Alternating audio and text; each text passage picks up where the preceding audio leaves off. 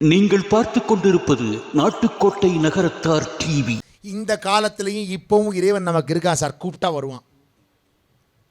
நான் கண்ணால் பார்த்தேன். ஒரு முறை தேவக்கோட்டையிலேருந்து நாட்டரசங்கோட்டை போயிட்டுருக்கேன்.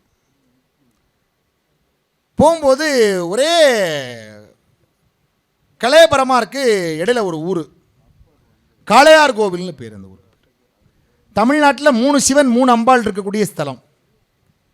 காணப்பேருரை காளையேன்னு சம்பந்த பெருமான் பாடின ஸ்தலம். கார்வயல் சூழ் காணப்பேருரை காளை சொர்ண காளை ஈஸ்வரர்னு பேர். அந்த கோயில் கோபுரத்தை பார்த்தாலே அவ்வளோ அழகு. மருது சகோதரர்கள் அந்த கோபுரத்துக்காகவே உயிரை கொடுத்தாங்க. அந்த கோபுரத்தை இடிச்சிருவேன், நீ வர்றியா வரலன்னு கேட்கல. கோபுரம் காலத்துக்கு இருக்கணும், எங்கே உயிர் போனாலும் பரவாயில்ல, வந்து சரணடைஞ்சாங்க. அப்பேற்பட்ட கோபுரம். அந்த கோபுரத்தை பக்கத்தில் ஒரு தலைவர் ஒருத்தருக்கு சிறையிலிருந்து விடுதலை கிடச்சிச்சின்னு நியூஸ் வந்துச்சு சார் டிவியில். தொண்டர்கள், கட்சி தொண்டர்கள்லாம் வேட்டு போட்டாங்க. இந்த கும்பாபிஷேகத்துக்காக அந்த கோயிலில் மேலே அந்த ஓலையெல்லாம் கட்டியிருப்பாங்கல்ல, அதில் போய் இந்த வெடி பட்டு அந்த பெரிய கோபுரம் தீப்பிடிச்சு எரியுது சார். இந்த காட்சியை பார்த்தா எப்படி இருக்கும் அந்த மக்களுக்கெல்லாம்? ஊர் மக்கள்லாம் ஒன்று கூடி திரண்டு காளி அதே தண்ணியை எடுத்து தீயணைப்புத்துறை வந்து அப்படியே அடிக்கிறாங்க. வண்டி பத்தலை. அவள் பெரிய கோபுரம் நெருப்பை மேலே ஒசக்க பிடிச்சிருச்சு ரொம்ப உயரத்தில். சொர்ணேசா காளீசான்னு கூப்பிட்றாங்க. ஒன்றும் நடக்கலை. திடீர்னு பாருங்கள், நீங்கள் நம்ப மாட்டீங்க. இந்தியாவிலே 2 தலங்கள் தான் ரொம்ப சிறப்பு. ஒன்று ராமேஸ்வரம், இன்னொன்று காசி. 2க்கு மேலே தலமே கிடையாது. ராமேஸ்வரம் முழு கோயில் திருப்பணி ராமநாதபுரம் ராஜாவோட நம்ம தேவோட்ட நகரத்தார் சேர்ந்து பண்ணது. இன்றைக்கி அர்த்தஜாம பூஜை நகரத்தார் தான் பண்ணுறோம். அங்கே பூஜை, நம்ம பூஜை நடந்துக்கிட்டு இருக்கு. ராமநாதர் நம்ம பொருளை ஏற்றுக்கிறார். காசிநாதர் ஒரு நாளைக்கு 4 கால பூஜை. ஒரே ஒரு காலம் மட்டும் சாயங்காலம் நடக்கிற சப்தரிஷி பூஜை மட்டும் 2 ராஜாக்கள் சேர்ந்து பண்ணுறாங்க. காசி ராஜா, நேபாள் ராஜாலாம் பண்ணுறதா சொல்கிறாங்க. இப்போ ஐயர்கள் தான் பண்ணுறாங்க அதையும், பண்டாக்கள். ஆனால் ஒரு நாளைக்கு நடக்கிற 4 கால பூஜையில் 3 கால பூஜை. அதிகாலை மங்களாரத்தி பூஜை, மத்தியானம் வந்து போகாரத்தி, இரவு நேரத்தில் வந்து நடக்கிற சிங்கார ஆரத்தி எல்லாமே நம்ம நாட்டுக்கோட்டை நகரத்தார்கள் 1813 கிட்டத்தட்ட 220 ஆண்டுகளை நோக்கி நம்முடைய நகரத்தார் சமூகம் தான் தொடர்ச்சியாக இந்த தர்மத்தை செய்து. கோயில் கட்டுறதுல 4 வகை இருக்குது. நீங்கள் வந்து புல்லால் கோயில் கட்டலாம். புல்லுன்னா கூரையால் கோயில் கட்டலாம். சில கோயில் இன்னமும் கூரையில் இருக்கும். மண்ணால் கோயில் கட்டலாம். 2வது வகை மண்ணால் கட்டுறது. 3வது செங்கலால் கோயில் கட்டுறது. 4வது வகை இந்த வெள்ளக்கல் செலவக்கல் இருக்குல்ல, இதில் 4 வகையில் கோயில் கட்டலாம். இந்த 4 வகையாக கோயில் கட்டினா என்ன புண்ணியமும் ஒரு பாட்டு இருக்குது. புல்லினால் வருடம் கோடி. நீங்கள் கூரையால் கோயில் கட்டினா கைலாசத்தில் போய் பின்னால் கோடி வருஷம் நீங்கள் சிவபெருமான் பக்கத்தில் இருக்கலாம். புல்லினால் வருடம் கோடி, புது மண்ணால் 10 கோடி. மண்ணால் கோயில் கட்டினா 10 கோடி வருஷம் இருக்கலாம். தெள்ளிய செங்கலாலே செய்த பேர் 100 கோடி. செங்கலால் கோயில் கட்டினா 100 கோடி வருஷம் நீங்கள் கைலாசத்தில் இருக்கலாம். அல்லியம் கோதை பாகற்கு ஆலயம் அடாலயங்கள், கல்லினால் சமைத்த பேர்கள் கையிலை விட்டு அகலார்தாமே, கைலாசத்திலேயே இருப்பார்கள். அந்த பாக்கியம் தெற்கூர் நகரத்தார்களுக்கு பெருமை. சென்னையில் வைர நகைகள் வாங்க KNC diamonds, Carat and Carat, Arimalam Muthu Kannan, Ranganayaki Kannan. ஆன்மீக ஆனந்தம் தரும் சிவம் திருநீர் அணிந்து சிந்தை குளிர்வீர். உங்கள் வாழ்வு சிறக்க சிவம் திருநீர் அணிவீர். தரமான வைர நகைகளை சரியான விலையில் வாங்க ஸ்மார்ட் டைமண்ட்ஸ் டி நகரில் புதிதாக திறக்கப்பட்டிருக்கும் நமது ஷோரூமிற்கு வருகை தாருங்கள். ராம்நாத் அருணாச்சலம், சித்ரா ராம்நாத், டி நகர், சென்னை.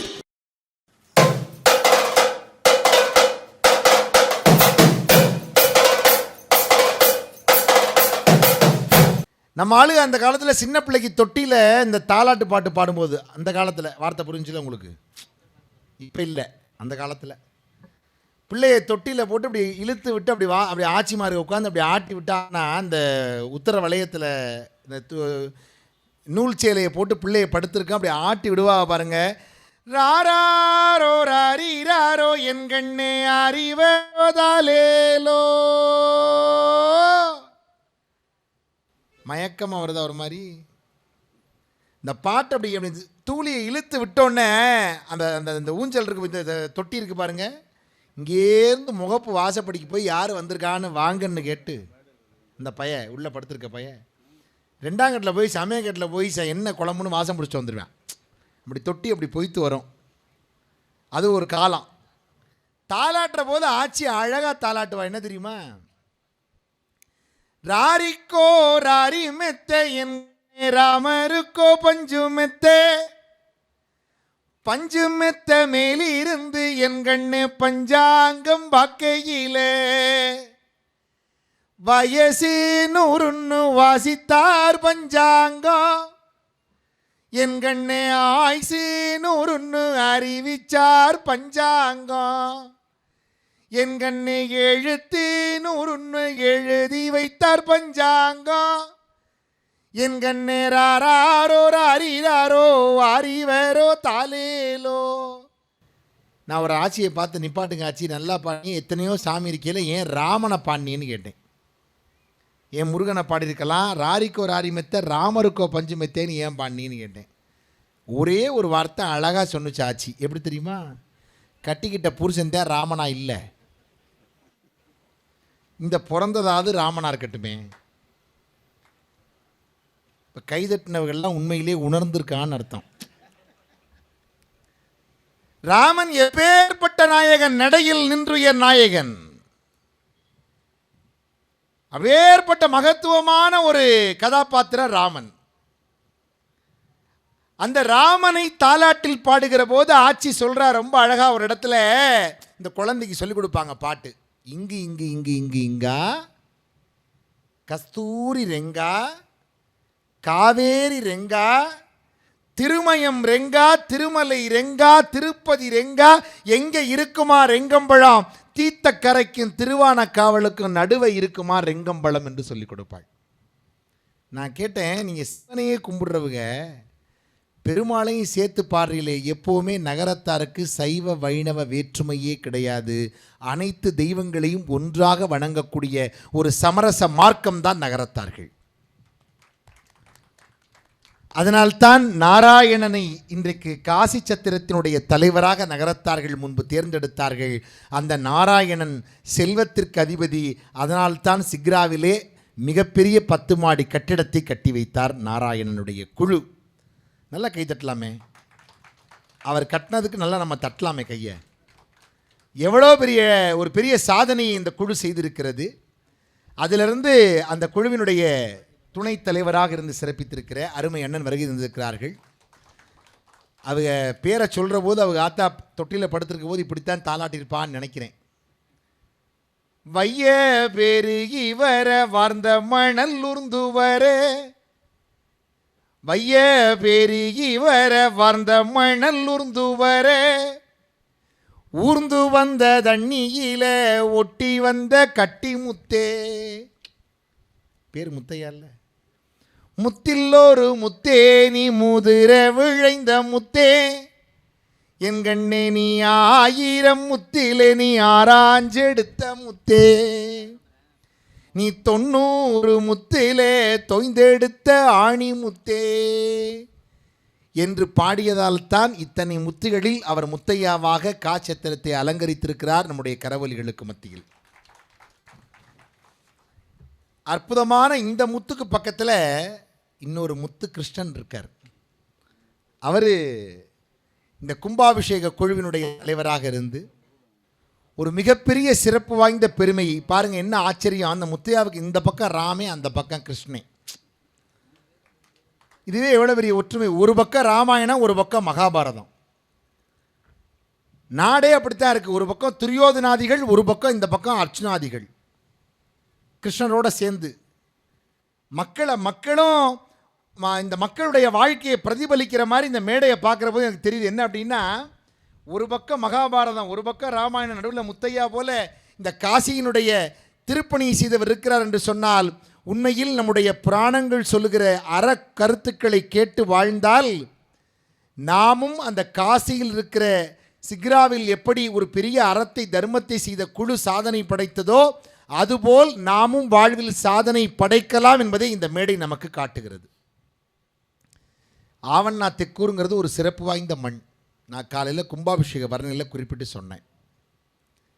ஆத்திக்காடு அப்படிங்கிறது பொதுவாக நம்ம தமிழில் ஆத்தி சூடின்னு படிச்சிருப்போம். என்ன அர்த்தம்? ஆத்தி சூடி இளம்பிறை அணிந்து மோனத்திற்கு முழுவெண்மேனியான் கருநிறம் கொண்டுபால் கடல் மிசை கிடப்போன் மகமது நபிக்கு மறையருள் புரிந்தோன் இயேசுவின் மதத்தினர் என இந்த பாரதி பாடுவான். அந்த ஆத்தி சூடிங்கிறது என்னென்னா, சிவபெருமானுக்கு ரொம்ப பிடிச்சது ஆத்தி. இந்த ஆத்தி மலர், அந்த ஆத்தியை இறைவன் அணிந்து கொள்வானாம், ஆத்தி சூடி. அதனால் சிவனுக்கு பிடித்த அந்த ஆத்தி சூடி என்று சொல்லப்படக்கூடிய இறைவனை அந்த ஆத்தி மரங்கள் நிறைந்திருந்த காடு, அதனால் இதுக்கு ஆத்திக்காடுன்னு பேர். நகரத்தாருடைய இன்றைக்கு இருக்கிற 76 ஊர்கள் எல்லாம் புதுசாக நாம் குடியேறின ஊர்கள். ஆனால் இதுக்கு முன்னாடி வரலாறில் பழைய 96 ஊர்கள் இருக்குது. அந்த ஊர்லேருந்து தான் வலசை வந்திருக்கிறார்கள். அதில் ஆத்திக்காடுங்கிறது பழைய 96 ஊரில் ஒரு ஊர். அங்கே இருந்து தான் இங்கே தெற்கு பகுதிக்கு வந்ததுனால இதை தெற்கூர் என்று வைத்தார்கள். ஆத்திக்காடு இது நான் சொல்கிறதெல்லாம் புத்தகங்களில் இருக்குது. 80 ஆண்டுகளுக்கு முன்பு வெளிவந்த புத்தகங்களில் இந்த செய்தி இருக்குது. அப்பேற்பட்ட ஒரு பழமையான மண்ணில் பேசுகிறோம். அருள்மிகு மீனாட்சி சுந்தரேஸ்வரர் திருக்கோயிலை மிக அற்புதமாக 1941 ஆத்திக்காடு தெற்கூர் நகரத்தார்கள் அன்றைய மதிப்பில் 3 லட்சம் ரூபாய் செலவு செய்து அன்றைக்கு கட்டினாங்க. இன்றைக்கி எத்தனையோ கோடி ரூபாய் செலவு வந்திருக்கும். இது எல்லாத்துக்கும் எல்லாரும் ஒன்று சேர்ந்து தொண்டாற்றி இந்த ஒரு அற்புதமான ஆலய கும்பாபிஷேகத்தை செய்திருக்கிறீர்கள். இந்த தொண்டு செய்த பெருமக்களுக்கு இன்றைக்கு ஒரு பாராட்டு விழா. அதில் எனக்குள்ளே வந்தோன்னே கேட்டாங்க, என்ன தலைப்புன்னு கேட்டாங்க. தொண்டர்தம் பெருமைன்னு சொன்னேன். தெற்கூருக்கு நிறைய திருப்பணிகள் வெளியூர்லாம் பண்ணியிருக்காங்க. அதில் குறிப்பாக திருச்சிக்கல்ங்கிற தலம், சிக்கல் சிங்காரவேலர்னு கோயில், அந்த கோயிலில் உள்ள முழு திருப்பணியும் சிக்கல், அந்த கோயில் திருப்பணியை கருமுத்து அழகப்ப செட்டியார் குடும்பத்தார்கள் தான் மிக அற்புதமாக திருப்பணி செய்தவர்கள். இந்த ஊருக்கான பெருமைகளில் ஒன்று.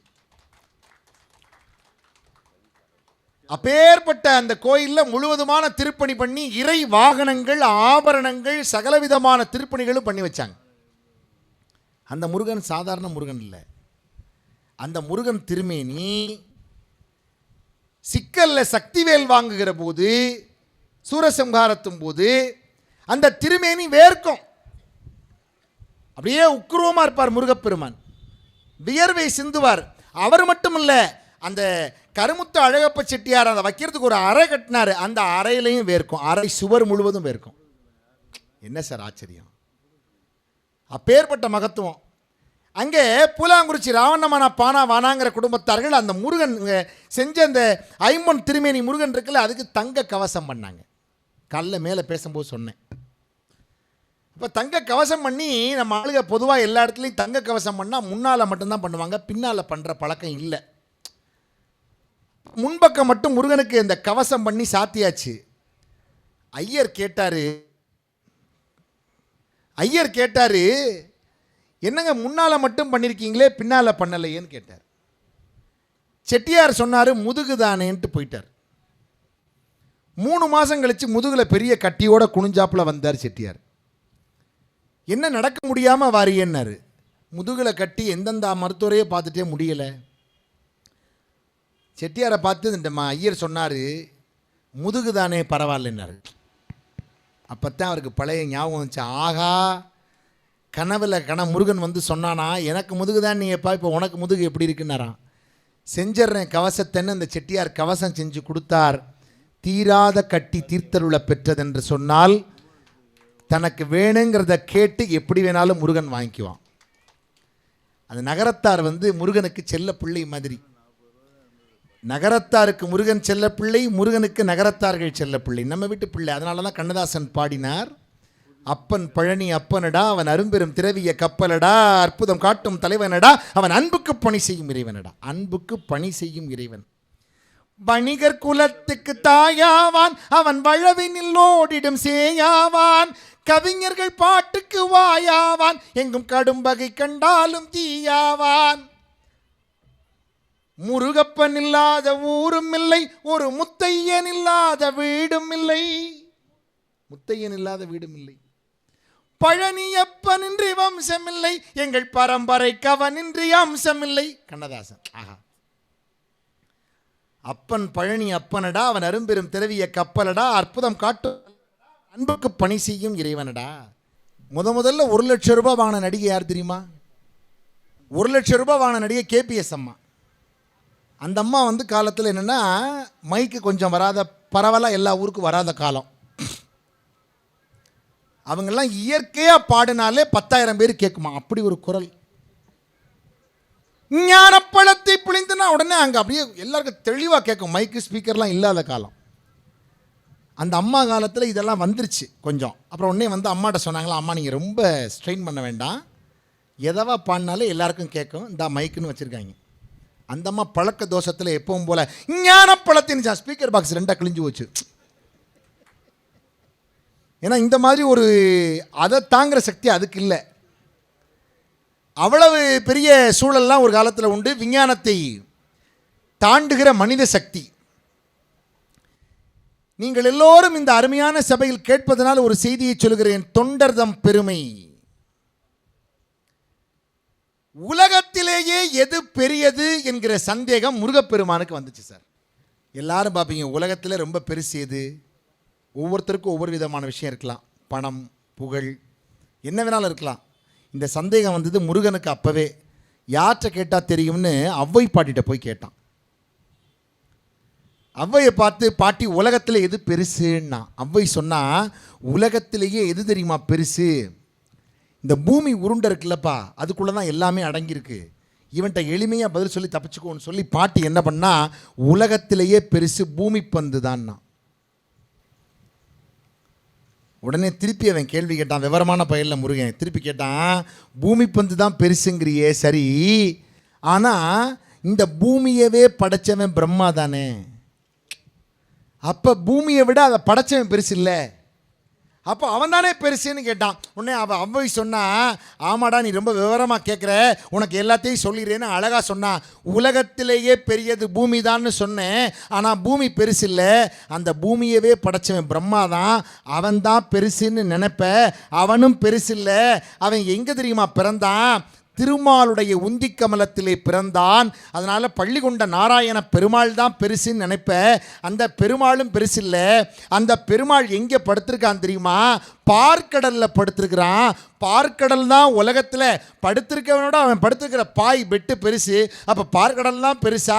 இல்லை, அந்த பார்க்கடலையே ஒரு கமண்டலத்துக்குள்ளே அடைச்சவர் ஒரு அகத்திய முனிவருங்கிற தமிழ் தந்த முனிவன். அப்போ அகத்திய முனிவர் தான் உலகத்திலே பெருசா? இல்லை, அந்த அகத்திய முனிவனே மண் கலையத்திலிருந்து பிறந்து வந்தவன். அப்போ மண்ணுலகம் தான் உலகத்திலே பெருசா? இல்லை, ஆதிசேஷனாகிய 5 தலை நாகத்தினுடைய ஒரு தலை தாங்கிறது தான் மண்ணுலகம், இன்னொரு தலை விண்ணுலகம், இன்னொன்று பாதாள உலகம், இப்படி ஒவ்வொன்றும் தாங்குது. அப்ப ஆதிசேஷன் தான் பெருசா? இல்ல, அந்த ஆதிசேஷனையே ஒரு விரல்ல மோதிரமாக அணிந்திருப்பவள் உமையம்மை. அப்போ உமையம்மை தான் உலகத்திலே பெருசா? இல்லை, அந்த உமையம்மையே உடம்புல இடப்பாகமாக வைத்திருப்பவன் சிவபெருமான். அப்போ சிவபெருமான் தான் உலகத்திலே பெருசா? கிடையாதுரா. அப்பேற்பட்ட சிவபெருமானையே தன்னுடைய இதயத்தில் வச்சு வந்திருக்க சிவனடியார்களுக்கு எவன் அன்பு தெரிவிக்கிறானோ, தொண்டு செய்கிறானோ, அந்த தொண்டனுடைய பெருமை தான் உலகத்திலேயே பெரியதென்று பெரியது கேட்கும் இருதவள் வேலோய். இப்போ பாட்டு சொன்னால் இப்போ புரியும். ஔவையோட பாட்டு.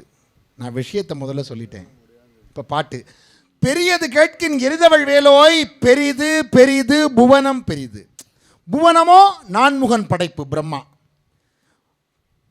நான்முகனோ கரியமால் உந்தியில் பிறந்தோன், பெருமாள் உந்தியில் பிறந்தோன்.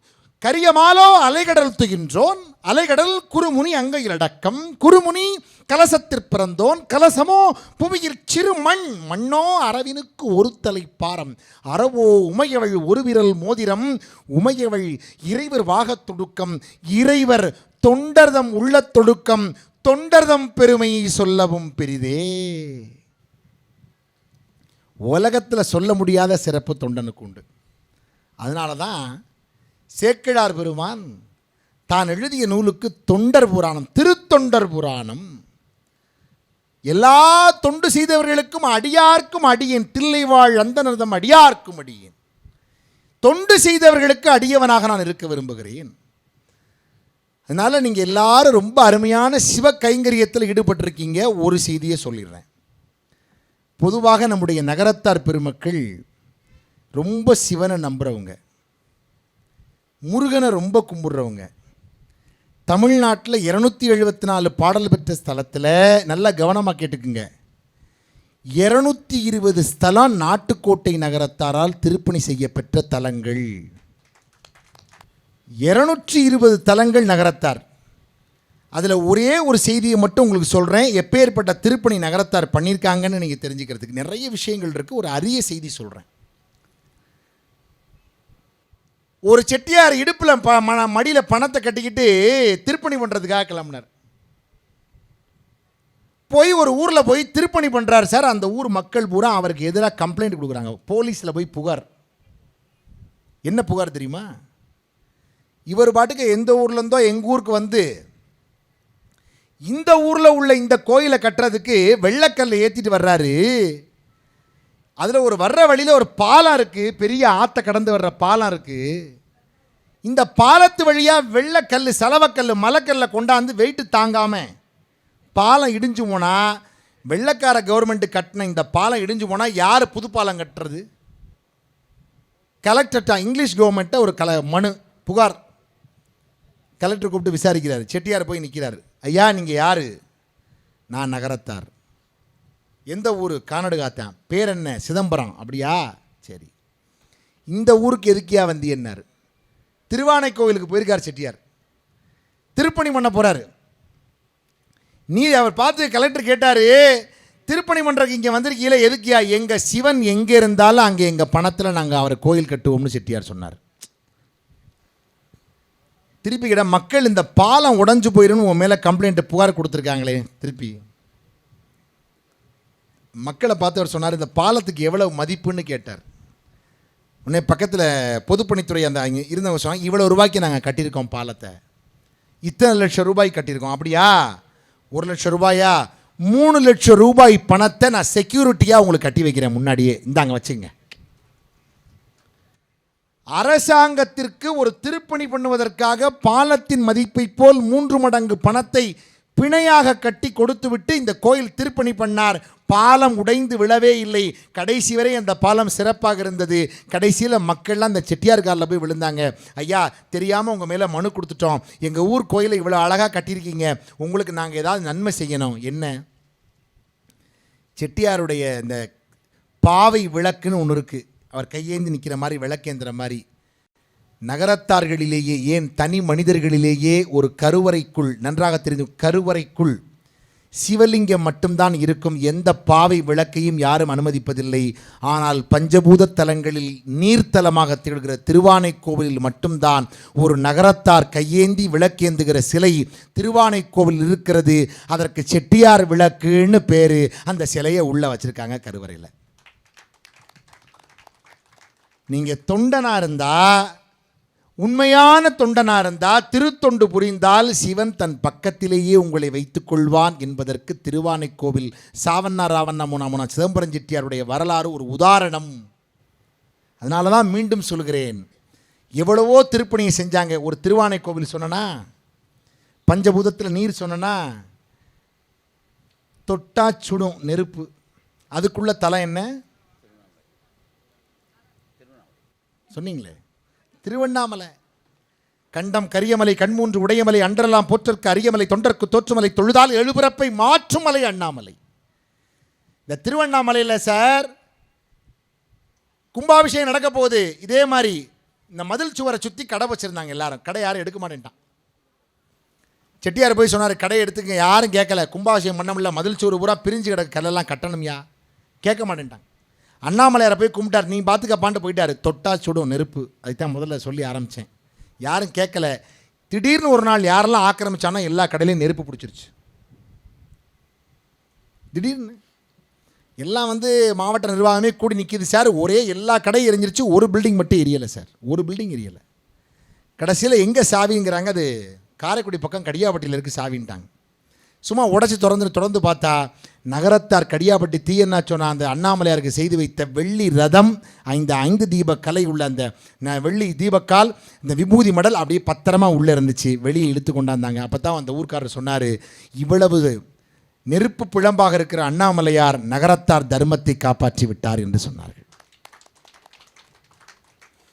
நான் எதுக்கு இதை இந்த இடத்துல சொல்கிறேன் அப்படின்னா, இதுபோல் பல அரிய நிகழ்வுகளை இந்த சமூகம் சந்தித்திருக்கிறது.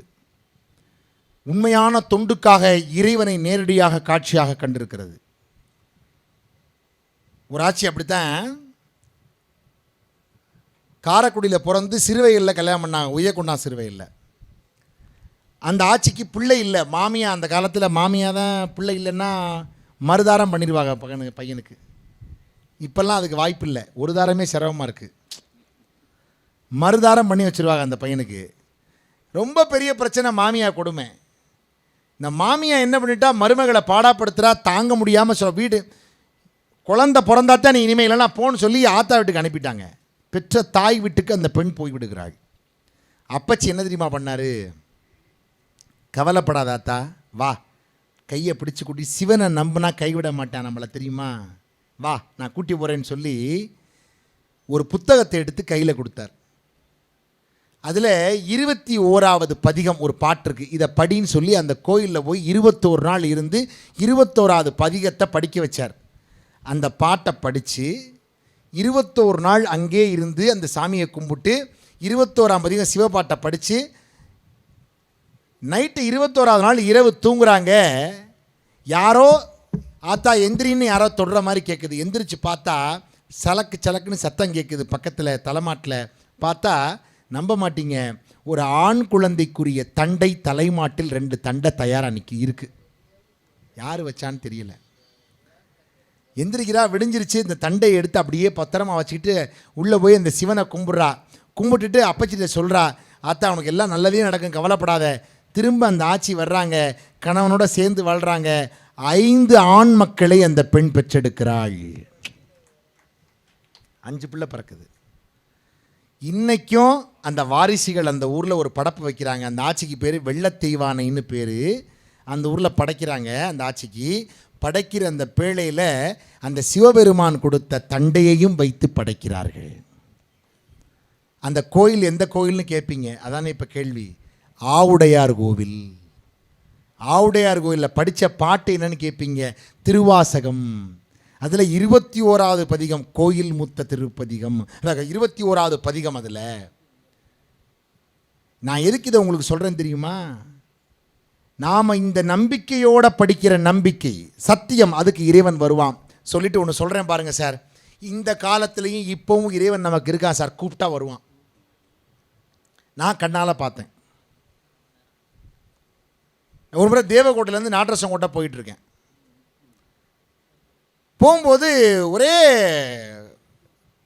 கலையபரமாக இருக்குது. இடையில ஒரு ஊர் காளையார் கோவில்னு பேர். அந்த ஊர் தமிழ்நாட்டில் 3 சிவன் 3 அம்பாள் இருக்கக்கூடிய ஸ்தலம். காணப்பேருரை காளையேன்னு சம்பந்த பெருமான் பாடின ஸ்தலம். கார்வயல் சூழ் காணப்பேருரை காளை, சொர்ண காளை ஈஸ்வரர்னு பேர். அந்த கோயில் கோபுரத்தை பார்த்தாலே அவ்வளோ அழகு. மருது சகோதரர்கள் அந்த கோபுரத்துக்காகவே உயிரை கொடுத்தாங்க. அந்த கோபுரத்தை இடிச்சிருவேன், நீ வர்றியா வரலன்னு. இல்லை, கோபுரம் காலத்துக்கு இருக்கணும், எங்கே உயிர் போனாலும் பரவாயில்ல, வந்து சரணடைஞ்சாங்க. அப்பேற்பட்ட கோபுரம். அந்த கோபுரத்தை பக்கத்தில் ஒரு தலைவர் ஒருத்தருக்கு சிறையிலிருந்து விடுதலை கிடச்சிச்சின்னு நியூஸ் வந்துச்சு சார் டிவியில். தொண்டர்கள், கட்சி தொண்டர்கள்லாம் வேட்டு போட்டாங்க. இந்த கும்பாபிஷேகத்துக்காக அந்த கோயிலில் மேலே அந்த ஓலையெல்லாம் கட்டியிருப்பாங்கல்ல, அதில் போய் இந்த வெடிப்பட்டு அந்த பெரிய கோபுரம் தீப்பிடிச்சு எரியுது சார். இந்த காட்சியை பார்த்தா எப்படி இருக்கும் அந்த மக்களுக்கெல்லாம்? ஊர் மக்கள்லாம் ஒன்று கூடி திரண்டு காளி அதே தண்ணியை எடுத்து தீயணைப்புத்துறை வந்து அப்படியே அடிக்கிறாங்க. வண்டி பத்தலை. அவள் பெரிய கோபுரம் நெருப்பை மேலே ஒசக்க பிடிச்சிருச்சு ரொம்ப உயரத்தில். சொர்ணேசா காளீசான்னு கூப்பிட்றாங்க, ஒன்றும் நடக்கலை. திடீர்னு பாருங்கள், நீங்கள் நம்ப மாட்டீங்க, உச்சி வெயில், இப்படி மழை, இப்படி இந்த மாதிரி ஒரு வெயில் அடிக்கிற நேரத்தில் காளையார் கோவிலில் மட்டும் மக்கள் கதறிய குரலை கேட்டு வானம் கருத்து அந்த கோபுரம் இருக்கிற இடத்தில் மழை அந்த பகுதியை சுற்றி பெஞ்சுது. நான் கண்ணால் பார்த்தேன். நெருப்பு அணைந்தது. அப்போ ஒரு அதிசயத்தை இந்த இறைவன் நிகழ்த்தி கொண்டிருக்கிறான். தொண்டர்களுக்காக காட்சி தருவதற்கு இறைவன் தயாராக இருக்கிறான். அவன் எதிர்பார்ப்பது உண்மையான அன்பு மட்டும்தான். ஆகையினால நம்ம நகரத்தார் பெருமக்கள் இது போன்ற ஆலயங்களை மிக சிறப்பாக நிர்வகித்து வரக்கூடியவர்கள். நம்ம எல்லாருக்கும் பெரிய சிறப்பே என்னென்னா, ரொம்ப சிக்கனமாக இருப்போம் தெரியுமா? ரொம்ப சிக்கனமாக இருப்பாங்க.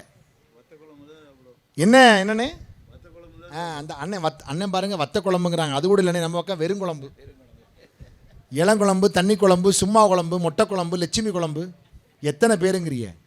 நான் ஒரு ஆட்சிகிட்ட போய் கேட்டேன், ஏன் ஆச்சி லட்சுமி குழம்பு, அதை கண்டுபிடிச்ச ஆட்சி பேரான்னு கேட்டேன். இல்லை வெறும் குழம்பு அப்படிலாம் சொல்லப்படாதுன்னு பாசிட்டிவாக நேர்மறையாக சொல்கிறதுக்காக லட்சுமி குழம்புன்னுச்சு.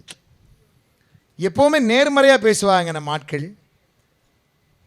தூக்குச்சட்டின்னு சொல்ல மாட்டாங்க தெரியுமா? அதுக்கு பேர் என்ன? சொருகு சட்டி. சபாஷ். ஏன் அதில் தூக்குங்கிற அவசகுணம் சொல்லிருக்கான். நல்ல விசேஷக்கார வீட்டில் போய் தூக்குச்சட்டி கொண்டான்னு சொல்லக்கூடாது. ஒன்னோட ஒன்று சொருகிட்டு அன்பாக இருக்கட்டான். அதே மாதிரி ஒரு பையனை பிள்ளை பார்க்க போயிருக்கானே, பிள்ளை கூட்டுறதுக்கு. அந்த பையன் வந்து நின்றுருக்கான். ஆச்சியும் செட்டியாரும் பெரிய பணக்கார. அந்த பையனை பிள்ளை கூட்ட போயிருக்கா. அப்பச்சி ஒரு பாட்டு பாடுன்னு இருக்கா ஆச்சி. அந்த பையன் முன்கூட்டியே இந்த ஆச்சி பாட்டு பாட சொல்லும் புரோக்கர் சொல்லி கொடுத்துட்டார். அவன் தயார் பண்ணியிருக்கேன், வித்தியாசமான பாட்டா பாடுவோம் சொல்லி. அந்த ஆச்சி பாட சொன்னோடனே, அல்லல் போம் பல்வினை போம், அன்னை வயிற்றில் பிறந்த தொல்லை போம், போகா துயரம் போம், நல்ல மாருணை கோபுரத்துக்கள் இருந்த கணபதியை கைதொழுதக்கால். செட்டியார் இந்த பையன் எனக்கு தெரியாத பாட்டெல்லாம் பாடுறான், இவனைத்தான் கூட்டணுங்கிறார். ஆட்சி சொல்லுது, உங்களுக்கு எந்த பாட்டு தான் உருப்படியாக தெரியும்? நர்வஸாக அவனை கூட்டப்படாத, அடுத்த பிள்ளையை பார்ப்போம் போது.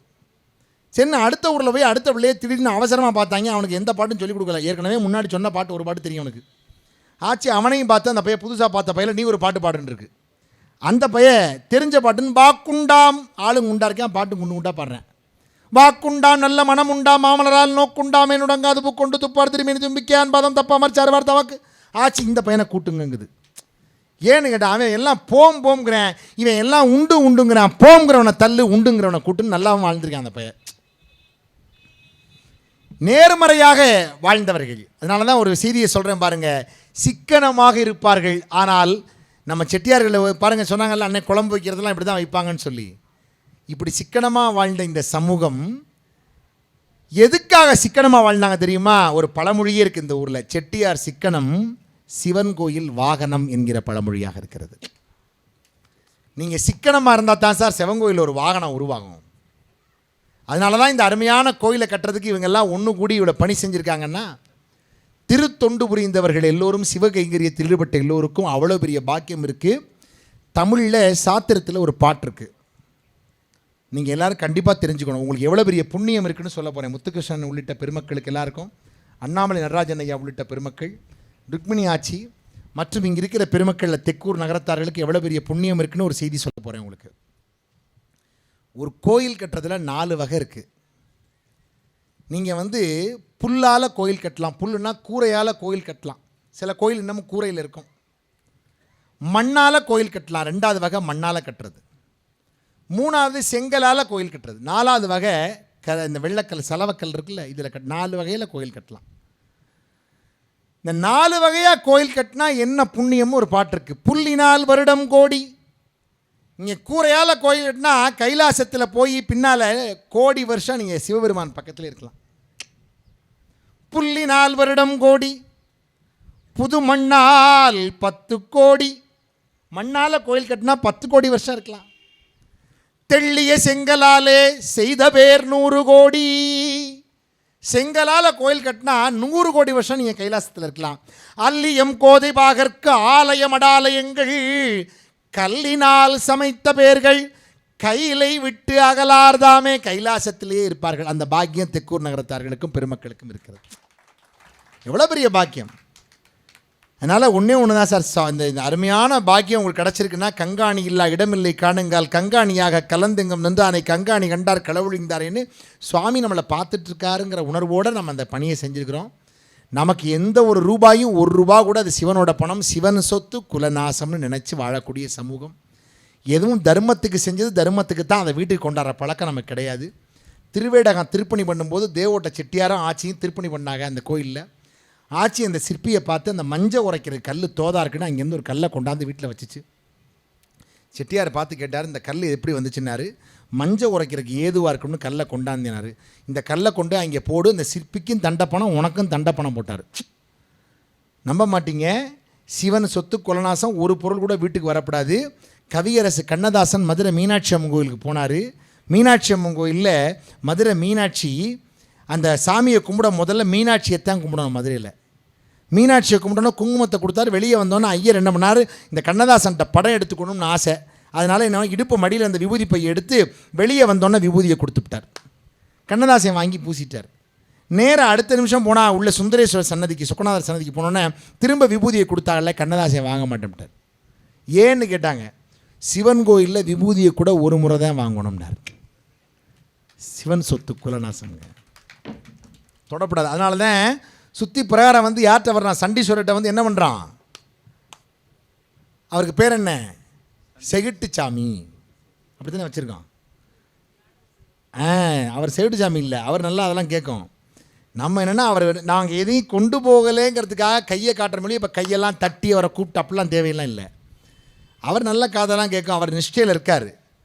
எதுக்கு இதை சொல்கிறோன்னா, நம்முடைய பெருமக்கள் எல்லோரும் இந்த இறைவனுடைய பணம் எது, நம் பணம் எது என்று பிரித்து பார்த்து தர்மத்தையும் தொழிலையும் சரியாக ஆய்ந்து செய்தார்கள்.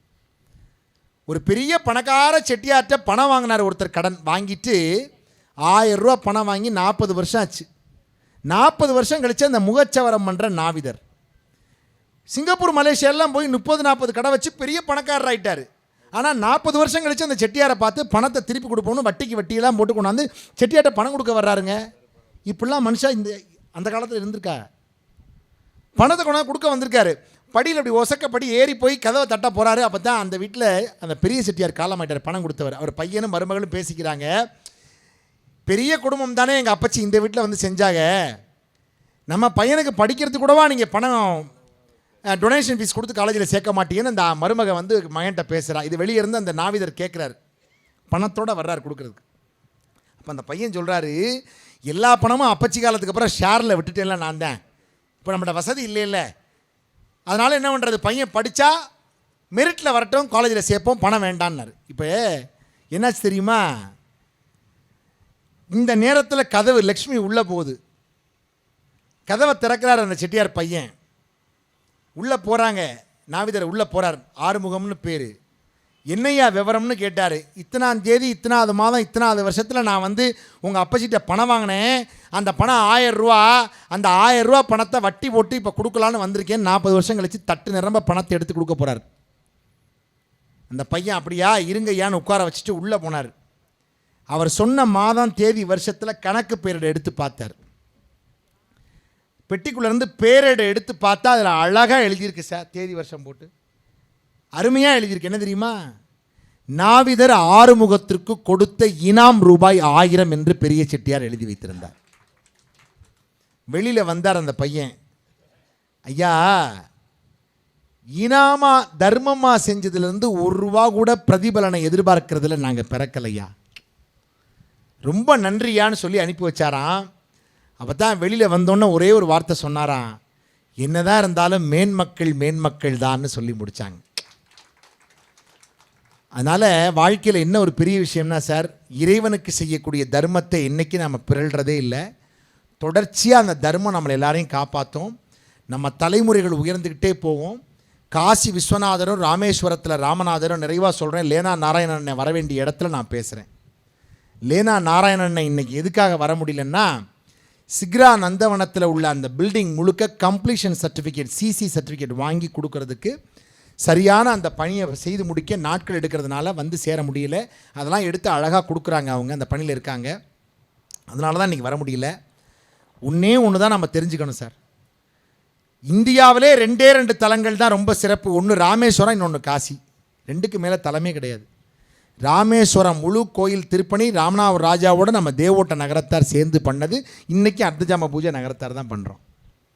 அங்கே பூஜை நம்ம பூஜை நடந்துக்கிட்டு இருக்கு. ராமநாதர் நம்ம பொருளை ஏற்றுக்கிறார். காசிநாதர் ஒரு நாளைக்கு 4 கால பூஜை. ஒரே ஒரு காலம் மட்டும் சாயங்காலம் நடக்கிற சப்தரிஷி பூஜை மட்டும் 2 ராஜாக்கள் சேர்ந்து பண்ணுறாங்க. காசி ராஜா, நேபாள் ராஜாலாம் பண்ணுறதா சொல்கிறாங்க. இப்போ ஐயர்கள் தான் பண்ணுறாங்க அதையும், பண்டாக்கள். ஆனால் ஒரு நாளைக்கு நடக்கிற 4 கால பூஜையில் 3 கால பூஜை, அதிகாலை மங்களாரத்தி பூஜை, மத்தியானம் வந்து போகாரத்தி, இரவு நேரத்தில் வந்து நடக்கிற சிங்கார ஆரத்தி எல்லாமே நம்ம நாட்டுக்கோட்டை நகரத்தார்கள் 1813 கிட்டத்தட்ட 220 ஆண்டுகளை நோக்கி நம்முடைய நகரத்தார் சமூகம் தான் தொடர்ச்சியாக இந்த தர்மத்தை செய்தது. மிசா பீரியட்லையும் சம்போ போகிறதுக்கு எந்த தடையும் இல்லை. எமர்ஜென்சி பீரியடில் தடை இல்லை, இதுக்கு மட்டும் விதிவிலக்கு. கொரோனா காலத்துலேயும் எந்த இதுவும் இல்லாமல் இது போணுச்சு. வெள்ளம் வந்துருச்சு, ஒரு முறை நகர விடுதி வாசல் வரையும் வெள்ளம் வந்துருச்சு, கங்கை வெள்ளம். அப்பவும் ஓடத்தில் வச்சு பொருளை வச்சு சம்பவ பொருளை எடுத்துக்கிட்டு விஸ்வநாதருக்கு போய் நகரத்தார்கள் பூஜை பண்ணியிருக்காங்க. நல்லா தெரிஞ்சுக்கங்க, இதை வச்சு காசியில் ஒரு பழமொழி இருக்குது நம்மளை வச்சு. என்ன பழமொழி தெரியுமா? பஞ்சாப் ரயில் கூட சில சமயம் மிஸ் ஆயிரும் டைம். பஞ்சாப் ரயில் தவறினாலும் தவறும், நகரத்தார் சம்போ தவறாது என்பது இந்த பழமொழி. அந்த அளவுக்கு கங்கைக்கு மிஞ்சிய நதியும் இல்லை, காசிக்கு மிஞ்சிய பதியும் இல்லை என்று தொண்டு செய்து வருகிற இனம் இந்த இனம். அந்த சிவத்தொண்டில் ஈடுபட்டிருப்பதனுடைய அந்த இரத்தத்தில் கலந்த சிவத்தொண்டு. இந்த ஆத்தெக்கூர்வாள் மீனாட்சி சுந்தரேஸ்வரர் நகரத்தார் பெருமக்கள் இந்த நகரச்சிவன் கோயிலை அருமையாக சமைத்து மிக நேர்த்தியாக 1941 இப்போ 2026 நம்ம இருக்கோம். அடுத்த கும்பாபிஷேகம் வரும்போது 100 நோக்கி இந்த கோயில் போகும். இதை பதிவு பண்ணிக்கிங்க. 2041 வரும்போது சார், அப்போ நம்ம எல்லாரும் இருப்போம். கண்டிப்பாக அப்போ முத்தையண்ணன் இருப்பாங்க, நிகழ்ச்சியில் வந்து கலந்துக்குவாங்க. முத்துகிருஷ்ணன் இருந்து நடத்துவாங்க, எல்லோரும் நடத்துவோம். அந்த நடத்துகிற நிகழ்ச்சியில் 100 விழாவும் கும்பாபிஷேகமும் இணைந்த ஒரு அருமையான காட்சியை காண இருக்கின்றோம். எனவே தொண்டு செய்திருக்கிற உங்கள் அத்தனை பேரையும், ஒரு மனுஷன் பிறந்தோன்னே கிடைக்கிறது தாலாட்டு, போகிற போது நீராட்டு, கடைசி வரையும் நம்ம கொடுக்க வேண்டியது உங்கள் கைதட்டல் என்கிற பாராட்டு. அந்த பாராட்டு மழையை கொடுங்க, மேலும் மேலும் சிறக்கட்டும் என்று சொல்லி அத்தனை பேருக்கும் மீனாட்சி சுந்தரேஸ்வரருடைய திருவருளாலே கலையாத கல்வி, குறையாத வயது, ஒரு கபடு வராத நட்பு, கன்றாத வழமை, குன்றாத இளமை, கழுவு பிணியில்லாத உடல், சலியாத மனம், பகலாத மனைவி, தவறாத சந்தானம், தாழாத கீர்த்தி, மாறாத வார்த்தை, தடைகள் வராத கொடை, தொலையாத நிதியம், கோணாத கோல், ஒரு துன்பம் இல்லாத வாழ்வு, எல்லாம் வல்ல இறைவனின் பாதத்தில் அனுமதிங்கிற 16 செல்வங்களும் உங்கள் கரவொலிகளால் இந்த தொண்டு செய்த பெருமக்கள், தெக்குருவாள் நகரத்தார் பெருமக்கள் அத்தனை பேரும் பெற்று, என்னுடைய அருமை நண்பர் பாசத்திற்கினிய அண்ணன், நான் சந்திக்க முடியாமல் போன நாவண்ணன் அவருடைய அருமை மைந்தன் அண்ணாமலை அவர்கள் எனக்கு இன்றைக்கு புதிய அறிமுகமாக என் நட்பில் இணைந்திருக்கிறார். நான் அவரையும் இன்றைக்கு இந்த சபையிலே உங்கள் முன்பாக எழுந்து நின்று அவருக்கு நாம் எல்லோரும் இளைய தலைமுறைக்கு ஒரு கரவொலி கொடுத்து வாழ்த்துவோம். ஜீ தமிழ் தொலைக்காட்சியில் ஒரு பெரிய பொறுப்பில் இருந்து பண்ணிகிட்டு இருக்காரு. அவருடைய பணிகள் இன்னும் சிறக்க வேண்டும் என்று நாம் மீண்டும் கரவொலி கொடுத்து வாழ்த்துவோம். என்னுடைய மனமான நன்றிகளை உரித்தாக்கி, அதே போல் இங்கே மிக அருமையாக நிகழ்ச்சிகளை தொகுத்து வழங்கி கொண்டிருக்கிற ருக்மணி அவர்களுக்கும் ஒரு பெரிய கரவொலி கொடுத்து வாழ்த்துவோம், வாழ்த்துக்களை தெரிவித்துக் கொள்கிறேன். மீண்டும் நம்முடைய தெக்கூர் நகரத்தார் பெருமக்களுக்கு நன்றிகளை உரித்தாக்கி, நாட்டுக்கோட்டை நகரத்தார் தொலைக்காட்சியை சார்ந்த அண்ணன் திரு முத்துராமன் மற்றும் சிவசுப்பிரமணியன் குழுவினர்களுக்கும் நன்றிகளை உரித்தாக்கி, இந்த அருமையான விழாவில் PLM முத்தையாண்ணன் மதுரை நகரத்தார் சங்கத்துக்கும் தலைவராக பொறுப்பேற்று, இந்த வரலாற்றிலேயே 2 சங்கம், தமிழ்நாட்டில் பெரிய நகரத்தார் சங்கம் மதுரை, அதுக்கு தலைவர், அதே சமயத்தில் காசி சத்திரத்துக்கு துணைத் தலைவர், வேறு யாருமே இப்படி ஒரே நேரத்தில் பொறுப்பில் இருந்ததில்லை. அவ்வளோ பெரிய பொறுப்புக்குரியவர். இதில் ரொம்ப சிறப்பு என்னென்னா, சொர்ணலிங்கம் பண்ணாங்கல்ல, காசியில் சொர்ணலிங்கம் இருக்குல்ல, அது யார் வீட்டில் வச்சு பண்ணாங்கன்னா முத்தையாண்ணை வீட்டில் வச்சு தான் பண்ணது. அதை விட ரொம்ப ஆச்சரியம் என்னென்னா, விசாலாட்சி கோயில் கும்பாபிஷேகம் 2 முறை அண்ணனுடைய தலைமையில் தான் சிறப்பாக அவர்கள் பொறுப்பில் தான் நடந்துச்சு. அதனால் ரொம்ப அந்த கடைசி இப்போ விசாலாட்சி கும்பாபிஷேகத்தில் நான் தான் காசி விசாலாட்சியில் வர்ணனை பண்ண போயிருந்தேன். ரொம்ப ஆச்சரியம். காசியில் கருடன் பறக்காதும்பாங்க, ஆனால் கருட பகவான் வட்டமிட்டு அந்த கும்பாபிஷேகம் நடந்துச்சு. அந்த அதிசயத்தை நான் பார்த்தேன்.